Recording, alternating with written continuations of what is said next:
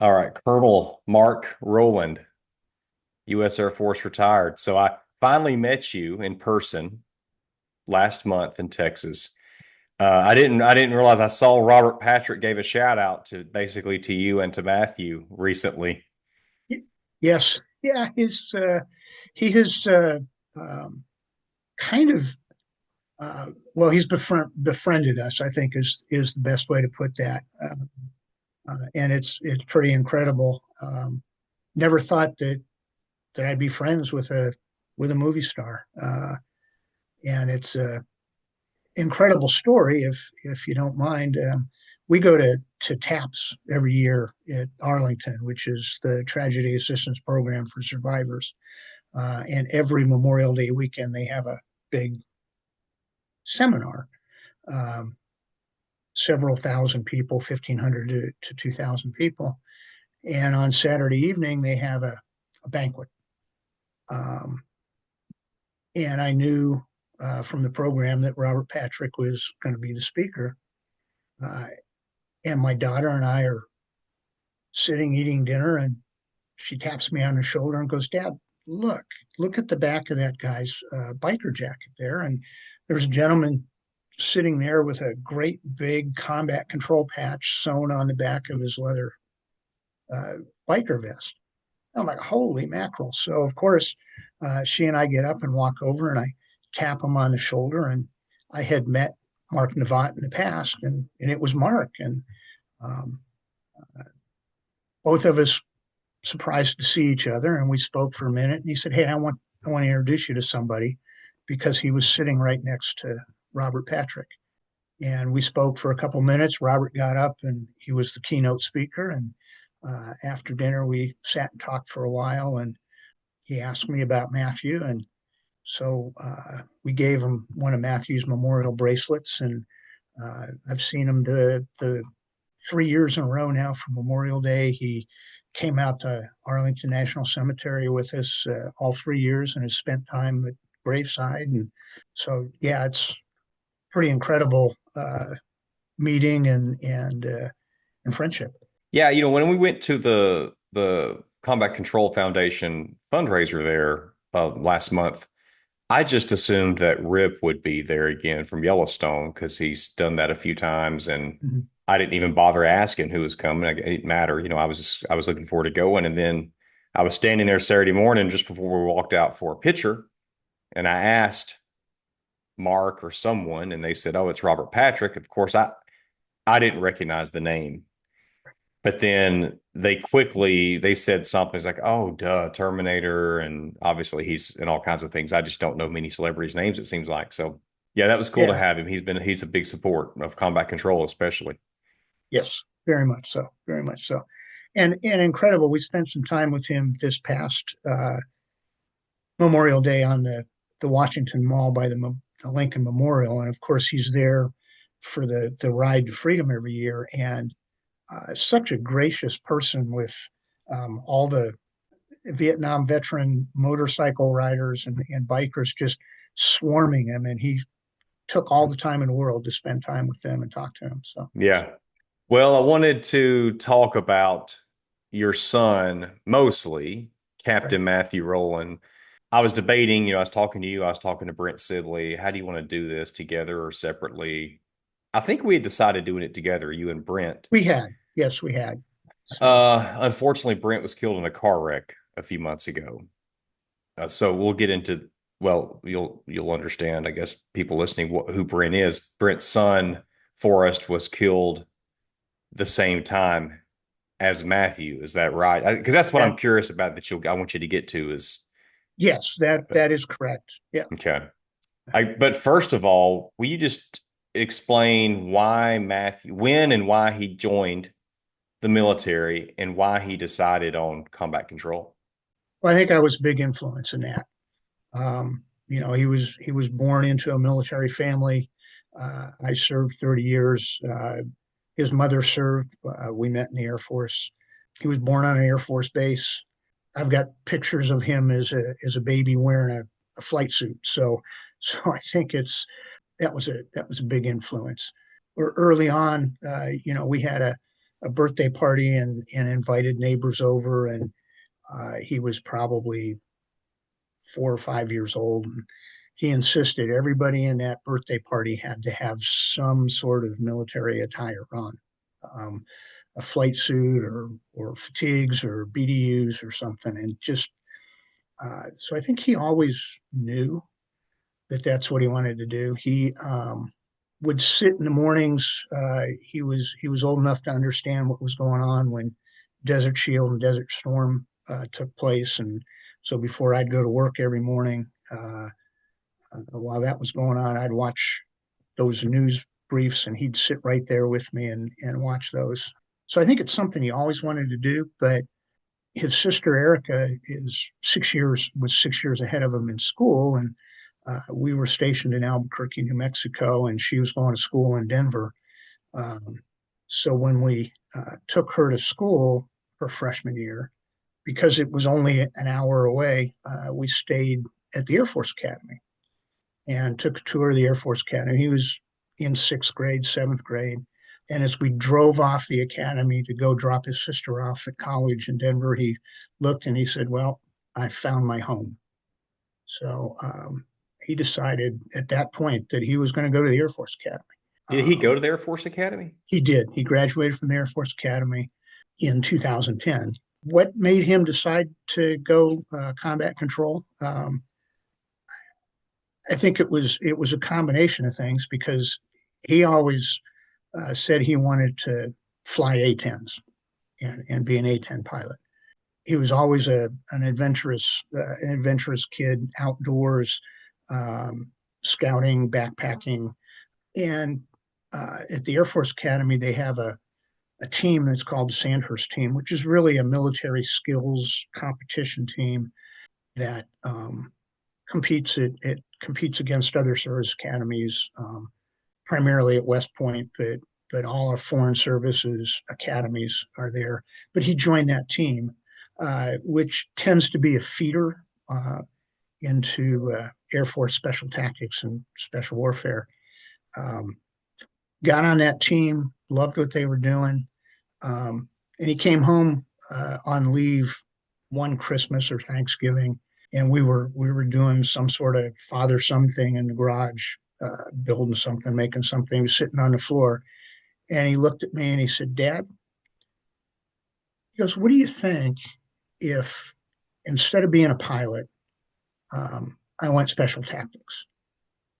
And I looked at him and kind of sarcastically said, "Son, did I drop you on your head one too many times when you were a kid?" And he said, "No, Dad." He goes, "That's what I want to do." He said, "Pilots don't lead." Uh, he said, "I want to. There's a fight going on, and I want to lead, and I want to get into that fight." So it was like, "Hey, you got to do what you got to do. So go Hmm. for it." What were his strengths? I mean, was he did he have a great memory? Was he He really physically strong? What were some of those things that allowed him to he was excel in it? well. He worked at it. He was physically strong. He ran cross country through high school. Lettered, was team captain.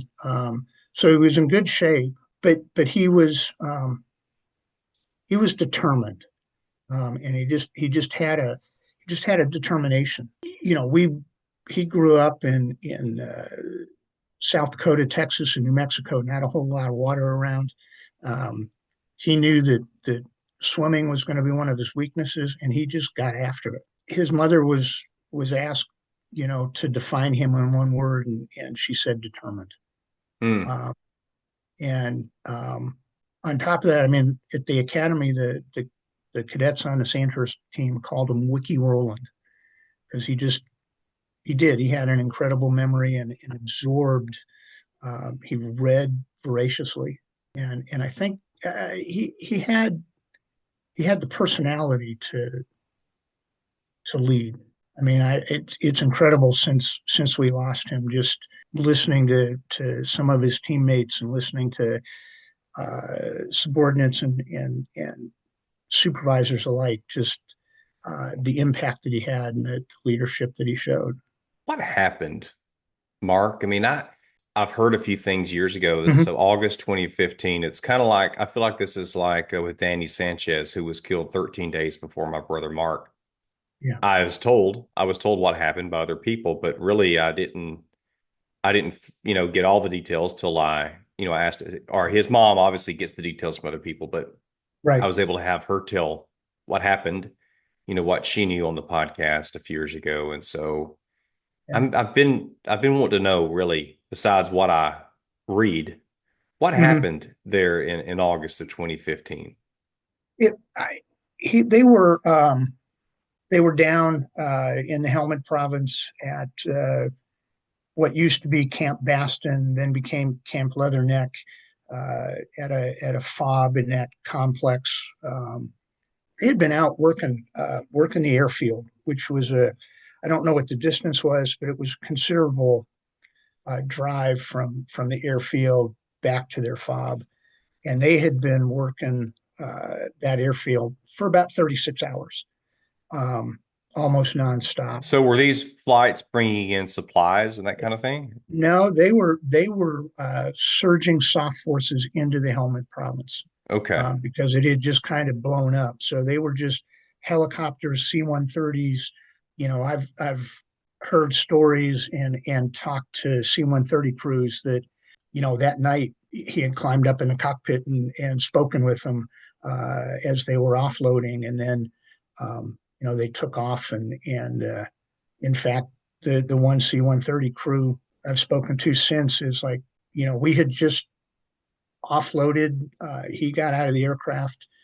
We took off, and it was almost no. We were still airborne when we heard that there had been some fatalities and that two of them were Air Force combat controllers. So they had just spent time with them, but they were coming back from the airfield. Matthew, being Matthew, had been down there for several months. He knew the route back, had driven it multiple times. So he was driving the lead vehicle in the convoy. Forrest was sitting on a bus right behind him. No, this is a Humvee No, it was a bus. It was bus. some kind of a bus, multi-passenger bus. Matthew, Forrest, and an ODA team, a Green Beret team on board the bus. Okay, so you said Matthew was driving Yep, and Forrest was with. sitting behind him, like kind of sideways on the bus, from my Okay. understanding. Okay. And then the bus was full of Green Beret, and purportedly CJ SOAC Alpha, which is the Combined Joint Special Operations Forces for Air, was on board that bus as well, which led to some interesting speculation that it was potentially a targeted attack uh, because they knew that that individual was coming in. Was So this they, about 10 people on the bus then? yeah, somewhere in that neighborhood, about 10 people on the bus. So they cleared two checkpoints and got to the third checkpoint, and their interpreter got off the bus and spoke to the two Afghans that were dressed as Afghan National Army soldiers, and the interpreter did not come back and get on the bus. The one guard moved to a belt-fed machine gun, and the other guard raised his M16 and opened fire on the bus. And so at that point, Matthew recognized what was taking place. He got on the radio. He called out an insider attack and put the bus in reverse, put his foot on the gas. And at that point, he was fatally wounded, as was Forrest. But the bus swung around so that the Green Beret on the bus could open fire on the two A&A guys and neutralize them. One of the Green Beret was pretty severely wounded, and actually took a 5.56 round through the jaw.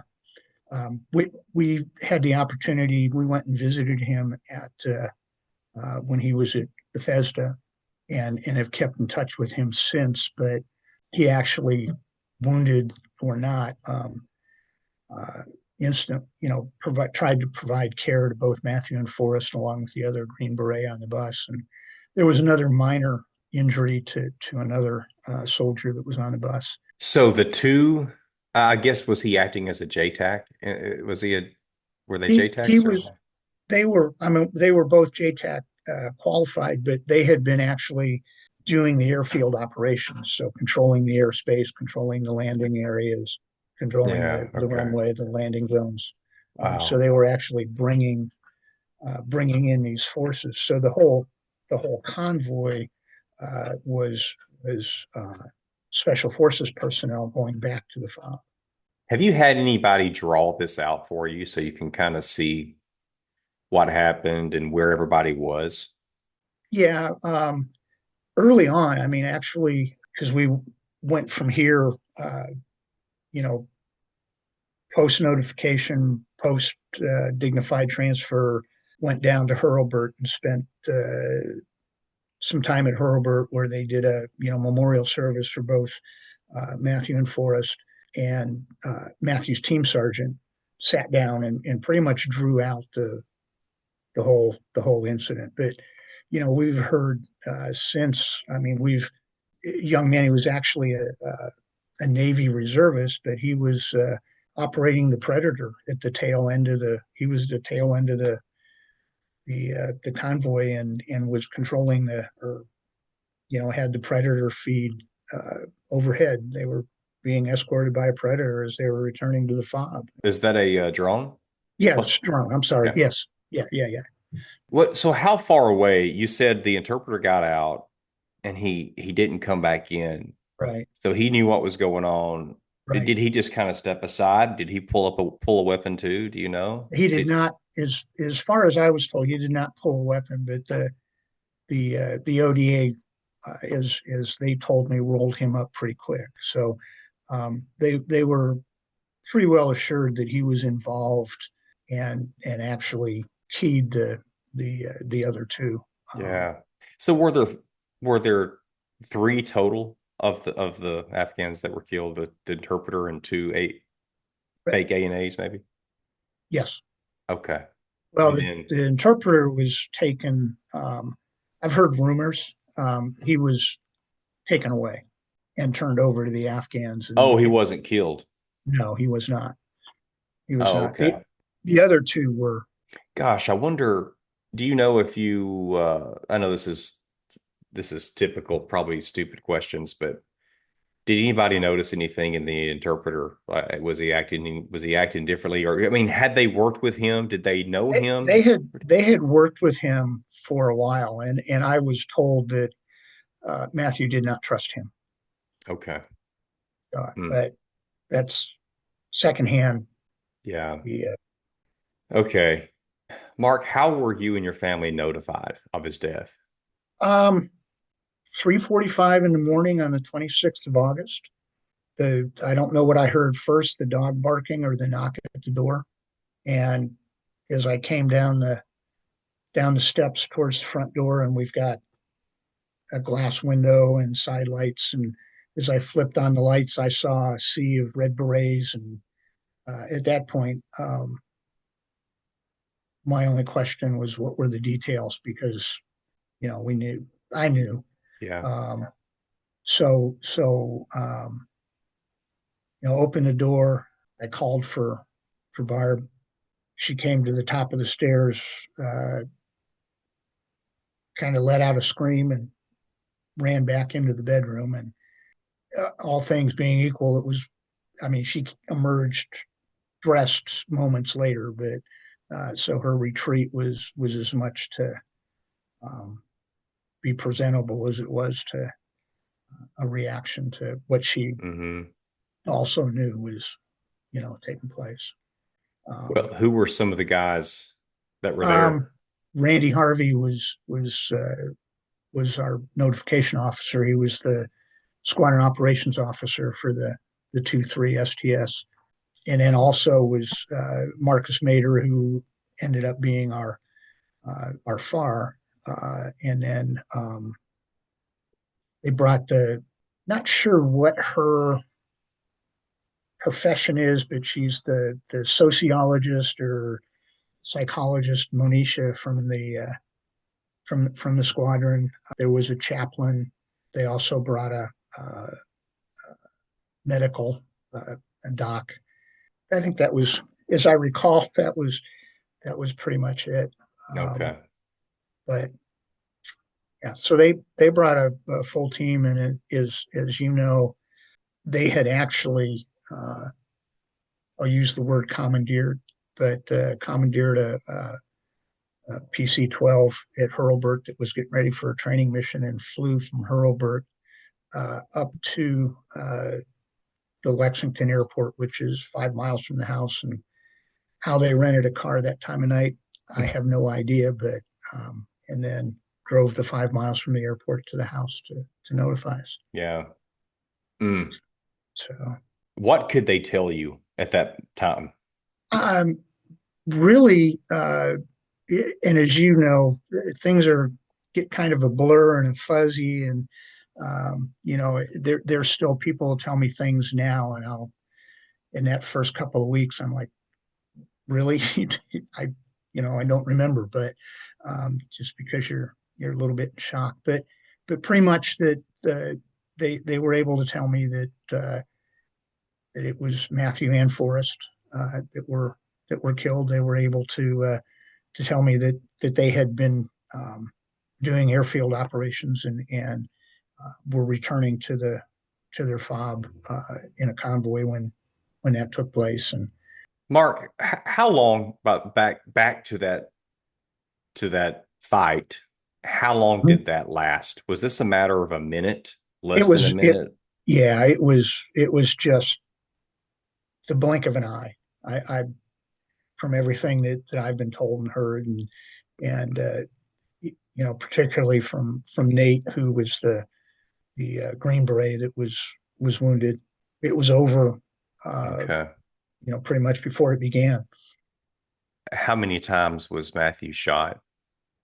Um, Three. Do you Yeah. know about Forrest? How many times he was shot? Um, Not specifically, but I do know from talking to his mother that um, he was unfortunately shot in the back of the head, which was um, probably the fatal. Yeah. Uh, yeah. Okay. Mark, I see you're out and about, you're at a lot of events with the combat control community. I know you do other things with TAPS and I don't a lot of organizations, including I know you served, I think you just finished up your term on the Air Force Survivor Advocacy Council. Yes. Yeah. You definitely seem to be staying busy. I figure this is part of it, but what has your life and your wife and your daughter's life, what's it been like? How would you describe some things, since Matthew's death? Um, Other than this gigantic hole in my life, um, because quite frankly, and I know you've heard this before, and I know your your story is very similar, but we're not supposed to lose our children before we go. They're supposed to live a long and happy life and lose us at the end of our long and happy life, and that's a hard Hmm. pill to swallow. You know, I uh, um, I tell people, both of us, I tell people that Matthew and I came from a long heritage of tinkerers and putterers, and so I've got lots and lots of tools, and I always bought him lots and lots of tools for presents, and so now I have two of everything. And when I use those that were his, it's a hard thing to do. We work hard to keep his memory alive in a positive way, to remember the good times, to remember the life, um, because grief can be a terrible thing Yeah. if you let it. Yeah. Um, and I think that's one reason I stay busy, and some of the things I do, I feel are payback, if you will. as with the Combat Control Foundation, to help them, to help his brothers, to help those um, who, as you are well aware, honor our loved ones and honor their fallen to an incredible degree, and to help them do that and to help them take care of themselves. It's important to me to do that, and it helps me heal. Mm-hmm. Mm-hmm. I remember one of Mark's teammates driving a van from the unit from the 2-1 to Mm-hmm. my parents' house one weekend, several weeks after Mark's death, and brought all of his stuff. I think there were two different loads. There was one load off his stuff from the 2-1 itself. I Mm-hmm. forgot what do they call it? I forgot what they call their box Cage, their their cage, cage. Yeah. yeah, So brought yeah. all of his stuff from the cage, and then another friend brought stuff from his house. Mm-hmm. And that is just such a crazy thing. Here it is, bunch of stuff. Yep, There it is, sitting on the carport. And yep. then my dad looks at me and says, "Dad, what are we going to do with all this? Mm-hmm. And this is their belongings." And then what do you do? And then as a family, we get together at Thanksgiving and we're divided here. Look at all of it here. Let's divide this up. What do you want? What do you want? It's the most bizarre thing. What what did you think when you were looking at Matthew's belongings? Well, I still look at some of his belongings because there's a closet right over there that has stuff that I can't bring myself to go through, even after 9 years. Um, and and and I've looked at it, I've seen it.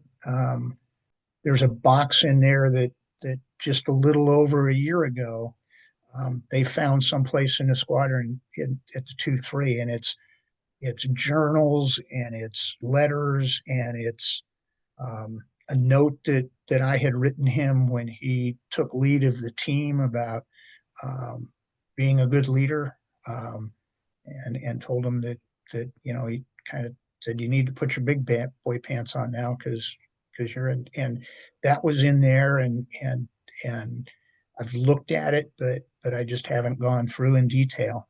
But other things, his sister, a lot of his household goods and furnishings and things like that.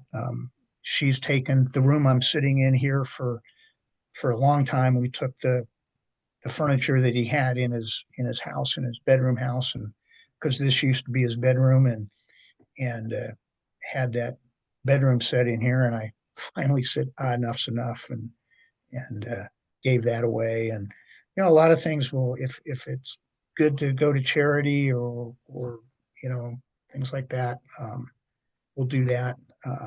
I prefer to do that than try to sell it. And then there's things that we've kept, um, Yeah. and probably need to figure out what to do with someday. Yeah. Someday, huh? Yep.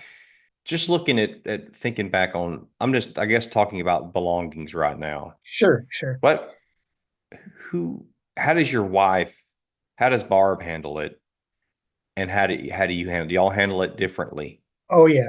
Oh yeah. She hasn't gotten. She'll talk about getting rid of it more than I will. Well, we need to get rid of this, but we do so slowly. She's more of a, we need to get rid of the clutter, and is this really important? But she will hang on to things. She's got a room of her own, and with a desk and a shelf, and it's covered with stuff, pictures, photos, little knickknacks, and things like that. She's more, let's get rid of the clothing, let's get rid of the furniture, but she has found her, these are the things I'm going to keep, and these are the things that give me memories. So I just, as a parent, I just cannot imagine losing my child. So I try to put myself in your shoes. I try to put myself in my parents' shoes. I look at my kids. I have all boys, and the thought of losing them is like almost more than I can bear. mhm. And I feel like I don't know if this is really what it'll be like because I'm making an assumption. Mhm. I feel like I always see them as a little kid. But how do you see Matthew when you think of him now? I see him more as a man, and I see him more how he was in his adult life, in his the beginning of his career. But I still go back and I still have my favorite T-shirt, which he made as a Cub Scout on his first Cub Scout camp out. That has the Snoopy and the what's the little bird that follows Snoopy around all the Is time? it Tweety or something? Tweety, yeah. So it's got Snoopy and the bird in scout hats, and it says Dad and Lad on it. And it's just, I mean, that I'll never throw that T-shirt away. Um, up if you can see on the top of this shelf um, right here, there's a pine cone Christmas tree, Yeah. and he made that when he was again probably in first or second grade, and that's my Christmas decoration in my office. Um, so, um, it's both. I mean, I have fond memories as a father and son. We did a lot together. We did a lot together, and so I try to remember those those times and those experiences. Camping, backpacking. Uh, as a fan, his birthday was Christmas Eve, so I always had the luxury of never had to work on Christmas Eve, so we were able to make that a very special day. So um, for years, we've gone to Arlington to spend time with him on Christmas Eve, and then get back to Lexington as fast as we can to spend Christmas with our daughter and Wow. granddaughters. Yeah. Last year, we started a new tradition that I think it's what we're going to do is we will get together on Christmas morning, and Matthew always had to have a funfetti birthday cake.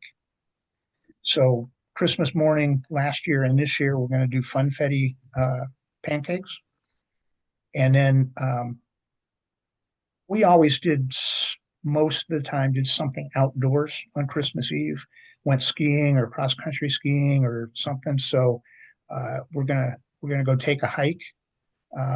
And then he loved Korean food, so we're gonna go eat Korean food. And then Christmas Eve we're gonna go to church. So Well, the good thing is it seems like the Asian restaurants are always open Christmas Eve and Christmas they, Day. they are, yeah, they are. Yep. Mark, what has helped you the most?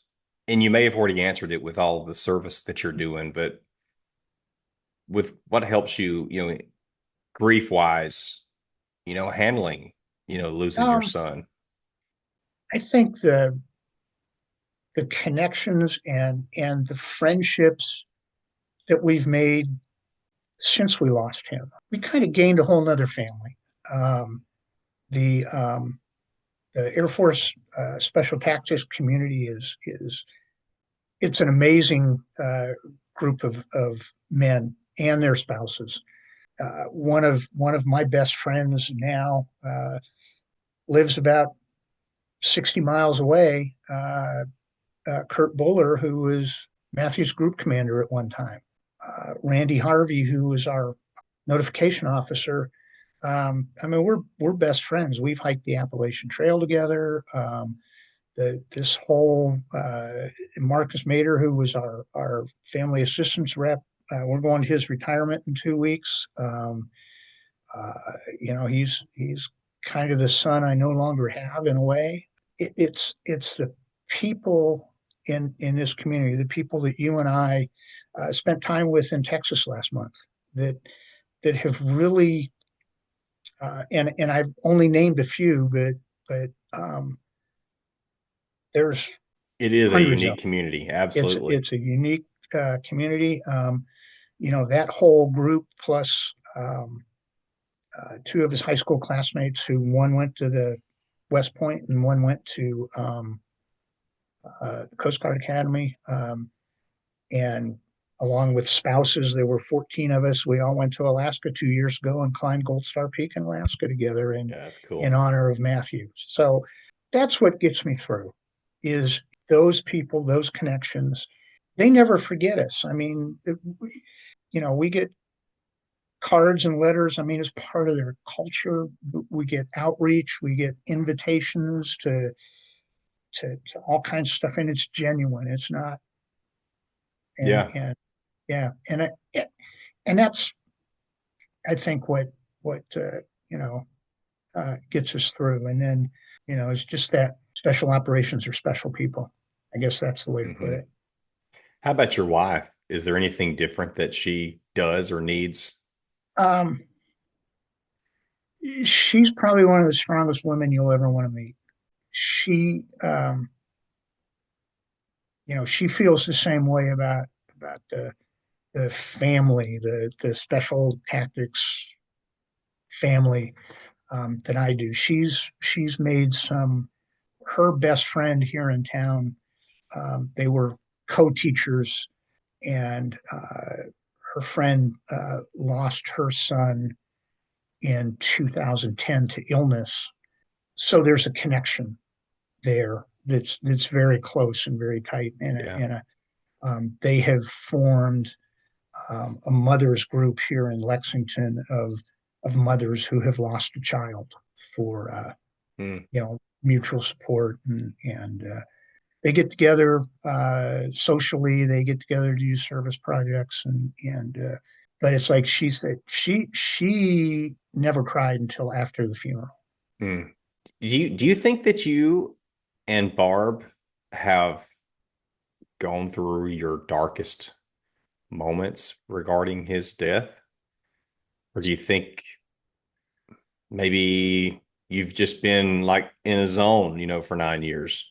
No, I think we've gone through the darkest times. I mean, there's times when that band-aid gets ripped off, whether it's a moment or a memory, and we've learned to filter, because we get asked to go places, do things, and we've learned to say no.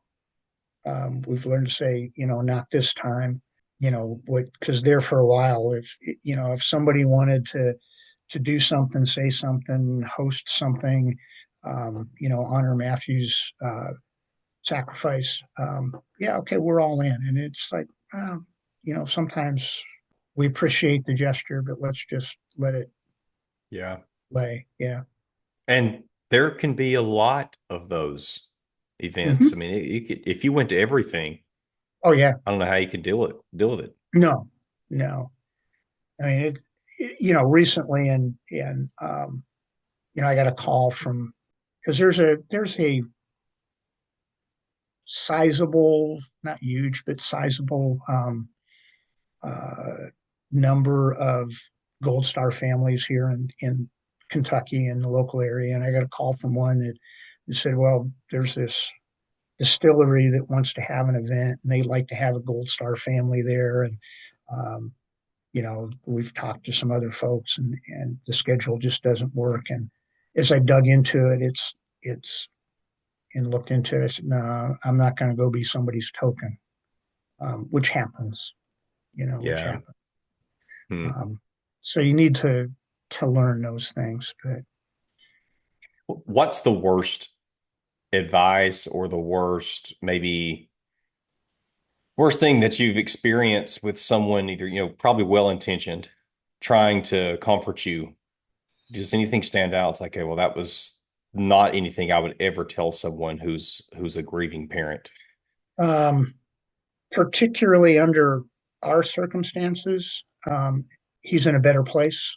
You'll get over it. And I'm like, no, no, I will never get over it. My responses, my actions, the way I feel may change over time, but I will never get over it. I really think probably the thing that has bothered me the most, or is, um, people who were important or are important in your life not saying anything because they don't know what to say. And I really think, hey, just say something and we'll talk about it. Yeah. Um, we'll talk about it. I have long since kind of come to the conclusion it's a difficult conversation for people to have or enter into. So forgive them up front and just kind of go on from there. Yeah. Yeah, it's true. A lot of people don't know what to say, and they Yeah, feel like if they bring it up, it's like opening up a wound, and you're not right. going to want to talk about it. And Yeah, I don't know. I think that most of the time people would like to talk about it most yeah. of the I time. think, yeah, I think so too. And I was in an event. It was a couple of years ago, and the speaker was a combat veteran. Then the host introduced us, and he introduced me as um, that I had lost my son in Afghanistan. Um, and he looked at me and he said, "Well, what do I say?" And I looked at him and I said, "The best thing for you to say is tell me your story. Tell me about him. Tell me your story." I guess that's the best advice I can give other people. Great advice. I'm at the point when somebody does ask me, Yeah. and sometimes people they ask accidentally, like they see a Mm-hmm. picture and they think it's me. Right. But anyway, when they find out it's my brother, and sometimes they'll say, "Oh, I'm sorry," but then what happened? And I think was that no, I don't thank you for asking because a lot of people aren't bold enough. I guess it may be bold, they feel like it's bold, Yeah. but yeah, just ask. I mean, I had a friend ask me in Walmart just a few weeks after Mark's death, and I hadn't seen this guy in years, and he said, Mm-hmm. "Thad, what happened?" And it meant the world to me. I Yes. appreciated that. Yep. But even just a simple, "Hey, I'm sorry. Hey, it sucks," something. I Yeah. mean, there's nothing wrong with that. But a No. dissertation about the afterlife, I don't find that comforting. It sounds like you don't either. My parents Yeah. definitely don't, even though it's maybe all true and things that we Yeah. believe. Yeah. I just I don't think that's not what I want to hear. Yeah. Yeah. Me neither. No, we agree. Yeah, we agree. I want to talk about Gold Star designation, but before we move to that, Mark, is there anything else that you'd like to say about Matthew or about grief or healing, anything like that? No, I think, and somebody told me this, and I think it's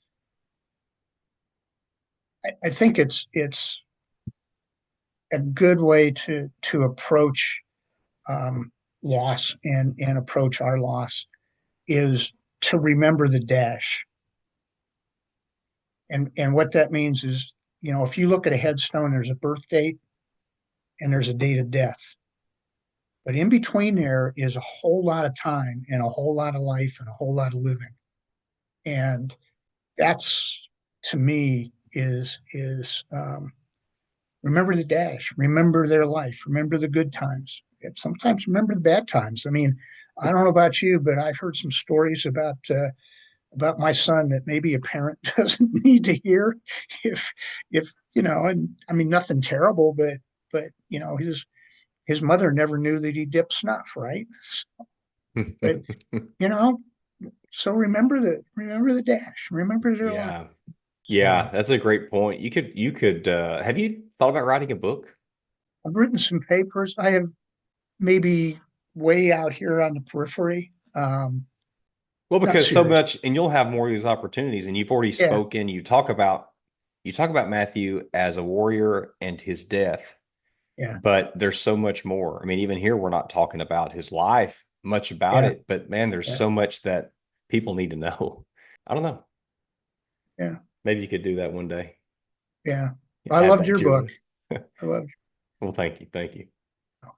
So Mark, while you were on the Air Force Survivor Advocacy Council, I know that one topic that was discussed because it was brought up in my tenure, the 2 years prior to yours, Mhm. it was what really is a Gold Star family? What is the definition, and then who's included in that? And there's some, and which I never even knew that there were disagreements on this until my Right, eyes were open. It was good. So you and I are in a situation where they were killed in battle. It was kind of cut and dry. right. But there are other scenarios that may make it where is this considered Gold Star or not? So would you just explain? And I don't know, by the way, is this something that probably something you may have been working on before you were even part of the Survivor Advocacy Council? I'm not sure. So what is the debate and what are your feelings on it? I, well, the debate is pretty much the whole conversation of the loss of a military member, and is the top of the spectrum of losses is of course combat death. But if somebody's serving, somebody's on active duty or serving in their capacity as a guardsman or a reservist, people are going to pass away from all kinds of causes. And you and I on the advocacy council, encountered people who have illnesses, motorcycle accidents, training accidents, and just day to day life, because death, unfortunately, is a fact of life. And the bottom line is that if somebody's serving in the United States military and they pass away, their survivors are afforded a whole range of services and benefits, regardless of the cause of death.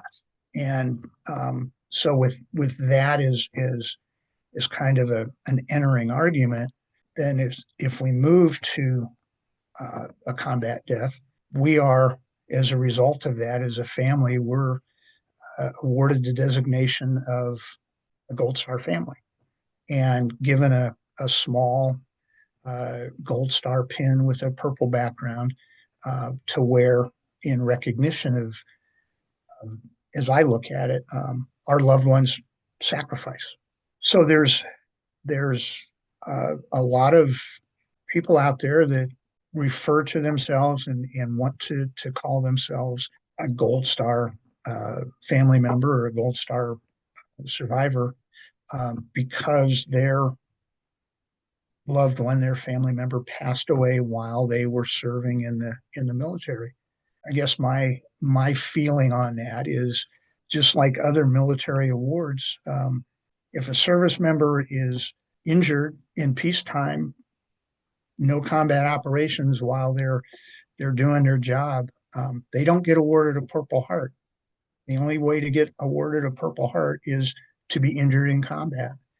And so I view the Gold Star designation as not everybody gets a Purple Heart.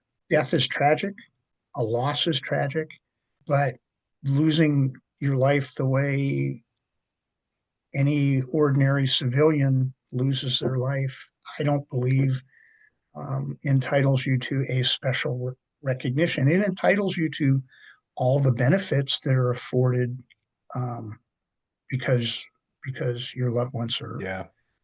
I don't know how else to put that. And but there's organizations out there that want to, I think, for convenience of reference and also just for recognition, want to expand that definition. hmm The Air Force and Army and Navy, Army, Air Force, Navy. Yeah, they do they have their own? They all have different definitions of a Gold Star, right? And then the DoD has their own. Is that how it is?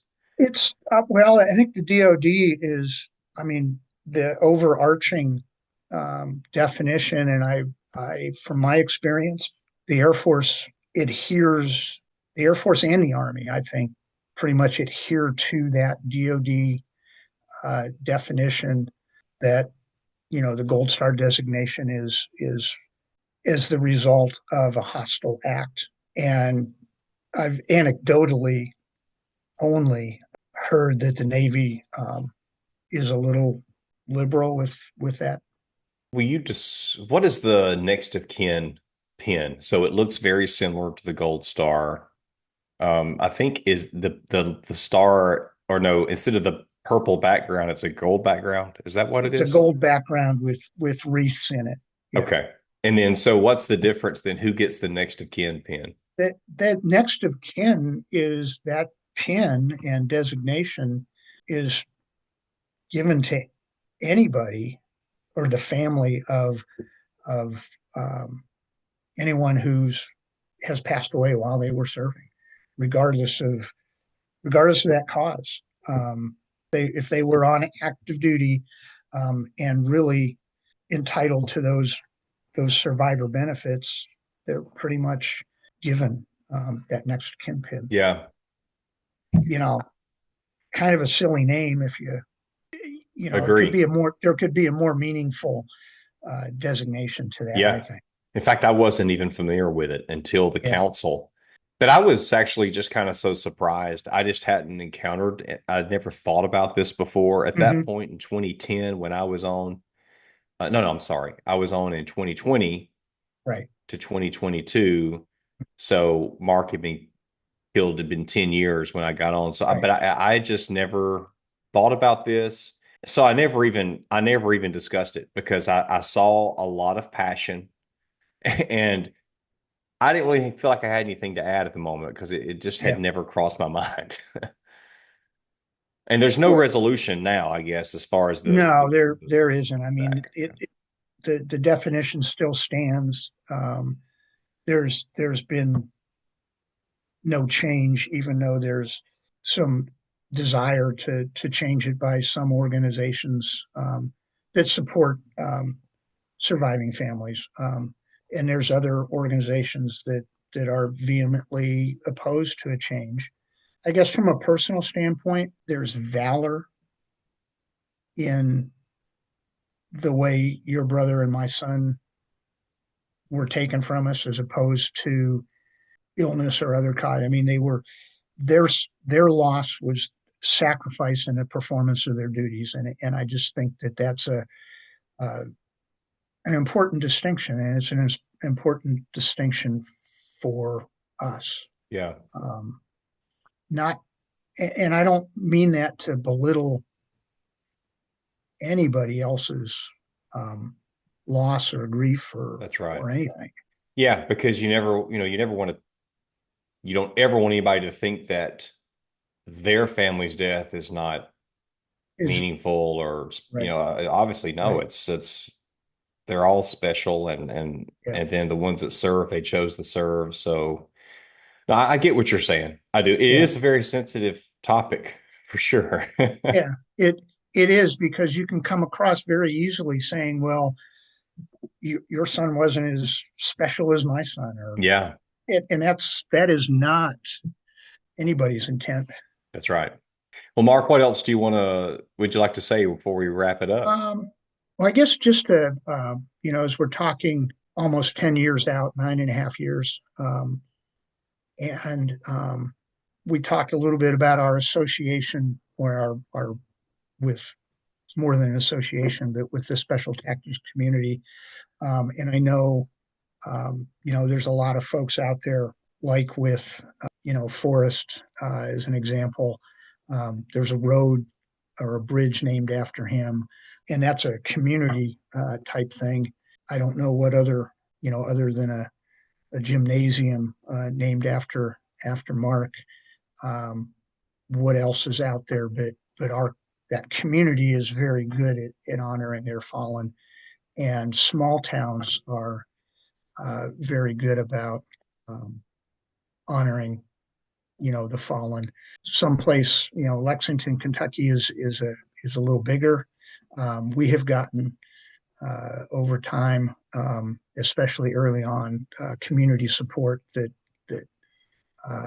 unbelievable that as time goes by, some of those things kind of fall off a little bit. But as you know, we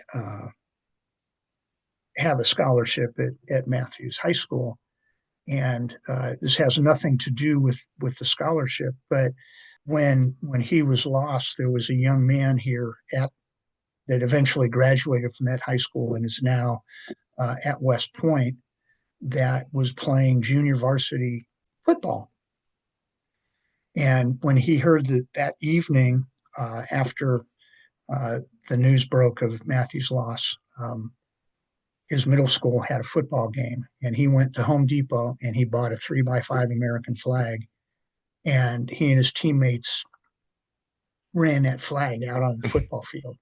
The high school football coach saw that and asked them to run the flag out on the field for the Friday night high school football game. And they did. And the high school did they had Matthew up on the Jumbotron and all that good stuff. So fast forward, the young man goes to West Point. The high school, which is a private high school, goes through a major renovation in addition to the school. And his family was major donors to some of that renovation. And the school went to the family and said, you can name a wing or anything you want in that wing of the school after you. And Pierce, the son, said, no, I have a better idea. I have this flag that I've kept for 9 years. And so the school has just completed, and it's going to be dedicated in January, what they're calling the Knights in Service. And on that, the centerpiece of that display is going to be that American flag. And then it's going to have every graduate from that high school who ever served in the military, and every graduate from that high school that went to a service academy engraved on that monument. And then, unfortunately, Matthew will have a place on that all to his own. And hopefully we won't add any more to that section of the memorial. And they're calling it Knights in Service, and it's bracketed by 4x8 paintings of Joan of Arc and St. George. So, which complete and total surprise to us that they wanted to do this. But. Yes. Good folks, great Americans who recognize the importance of our freedom fighters. Wow.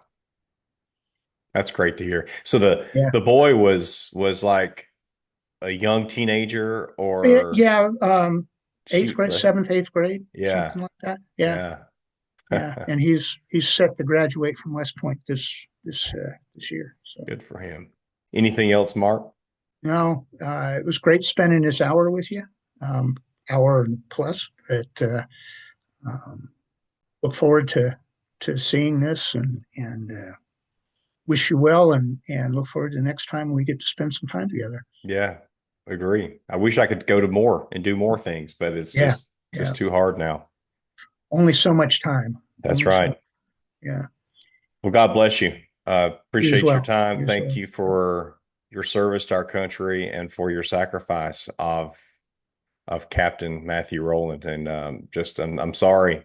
I'm so sorry that you lost your son. And, he died doing what he loved to do, it sounds like. And I'm sure he saved a lot of lives as he was in his service. And probably that day, too. I imagine his actions of flooring it out of there and getting turned, if I'm picturing this right, he had to have prevented more deaths. That's what they tell us. Those are situations I just don't think we can ever, we have no idea how we would respond. Nope. No, we don't. All right, sir. Thank you. All right. Well, thank you. Hey, thanks for listening to Patriot to the Core. I know I don't release episodes on any kind of regular basis. So for those of you who listen regularly, who have supported me since 2016, just those that look forward to an episode, I appreciate you hanging in there with me and listening to them, or at least downloading and acting like you listen to them. For those that don't know, I just do the best I can now. My time is much more limited. So I just made a decision back in 2018 that I would do them as often as I can. So sometimes that's every 6 months. And usually that's a little more often than that. But there are still a lot of people that I want to talk to. There are a lot of people that I know that have committed to talking to me on the podcast. It's just a matter of timing, my time, sometimes their time. So I want to continue to bring you great content, to bring awareness. I'm not only bringing awareness to you listening, but it's really even more so for me. I get educated on things that probably most everybody else knows more about than I do, but that's why I love talking to all these guests.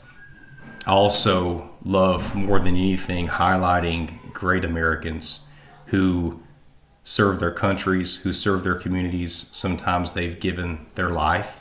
Sometimes they've just given a lot of time. They've been very creative. They've been just very selfless. So I really appreciate your support. Thank you for listening. I ask that you go to your podcast player, Apple Podcasts, Spotify, or any other one that allows ratings. Please rate the podcast and also write a review. I think it's been a while since I've gotten a written review on Spotify or Apple Podcast. Of course, I haven't looked in a little bit, but I would love some fresh reviews. Please shoot them to me and or shoot them out there, and I love to read them. And if it's negative, I guess I'll love to read it too. Have a great Thanksgiving, great Christmas season, and hopefully I'll get another episode out before Christmas. See ya.